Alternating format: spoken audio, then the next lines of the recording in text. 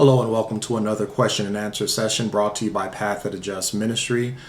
This is going to be 2520 part 2. In our last video concerning the 2520, we dealt with Great Controversy 351 and as well as the two visions in Daniel chapter 8 verse 26.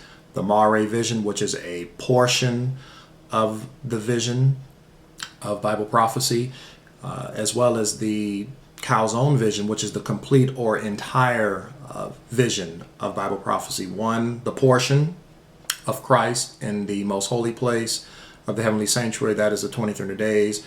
And of course, the prophecy that covers all of the kingdoms of history and prophecy, Babylon, Persia, Greece, pagan Rome, papal Rome, is dealing with the 2520. Now, we want to look at the silence of Mrs. White because oftentimes people use this as an argument to say that Sister White never spoke about the 2520 in her writing, so therefore it cannot be a valid time prophecy. But of course, if we use that argument, then we can also look at other time prophecies that Sister White does not necessarily speak about, but we know that they are mentioned in the Bible nonetheless, such as the 1290 prophecy. We realize that that is a biblical prophecy in Daniel chapter 12, verses 11. But to my knowledge, I don't believe that she ever actually specifically mentions the 1290 in her writings. Now, when we go to our Bible, we find in 2 Kings 22:13, in the time of Josiah, where the book of the law or the law of Moses, the book of the covenant, was lost during the time period of Manasseh, his grandfather. We find that now when they went to go and repair the breaches that were in the temple, we find that Hilkiah the high priest actually found the book of the law. It says here, "Go ye inquire of the Lord for me and for the people and for all Judah concerning the words of this book that is found, for great is the wrath of the Lord that is kindled against us, because our fathers have not hearkened unto the words of this book, to do according unto all that which is written concerning us." So, verse 14, Hilkiah the priest and Ahikam and Akbar and Shaphan and Asahiah went unto Huldah the prophetess, the wife of Shallum, the son of Tikvah, the son of Herhaz, keeper of the wardrobe. Now she dwelt in Jerusalem in the college, and they communed with her.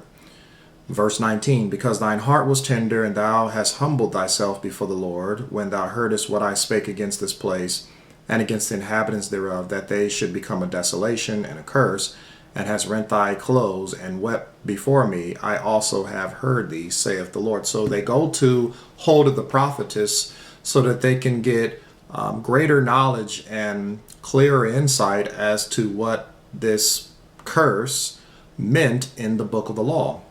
Now, of course, in the book of the law of Moses, there's only two places where we actually find the blessings and curses of Moses for keeping the commandments or breaking the commandments. That's found in Leviticus 26 and also Deuteronomy chapter 28 and 29 and chapters 30. Now, Huldah, the prophetess, had been there all along, but she did not say anything concerning the book of the law until it was brought to her and they actually inquired of her. So she perfectly knew well that this is a fulfillment of the curse of Moses, written, of course, from Leviticus 26 and also Deuteronomy 28 to 30, which had already started in the time of Manasseh, 677. And yet she was silent on the subject, did not say anything until it was brought to her attention. But when they asked of her, she knew exactly what it meant. Now, when we look at the writings of Sister White, she clearly endorses both the 1843 and 1850 charts as actually being a fulfillment of Bible prophecy. She said that she saw that this chart, or these charts, were actually in the Bible, and that the truth was to be made plain upon tables, speaking about the first and second and third angel's message. And of course, we realize that on both of those tables you have the 2520 time prophecy with Leviticus 26 and as well as 2 Chronicles 33 dealing with the captivity of Manasseh. So she spoke about the 2520. Although she does not say 2520, she speaks about the prophetic periods that they thought ended in 1843, they saw that afterward were to extend to 1844. And so there's two prophetic periods on the charts that they thought ended in 1843, but we saw ended in 1844 after God's hand was removed and the mistake was explained. And of course, that's the 2300 days, and also dealing with the 2520. Again, this is the Mare vision and also the Calzone vision, or the portion of Bible prophecy that deals with Christ, or the complete vision that embraces all the kingdoms of prophecy that scattered and trampled God's people underfoot.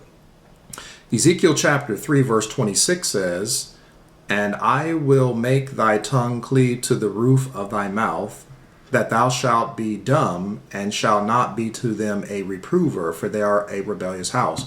So there are times where God's people were actually indeed rebellious, and in the time of the rebellion, the Lord would actually cause the prophets to not say anything. He says, "I will cause your tongue to cleave to the roof of thy mouth," and that you were not going to say anything.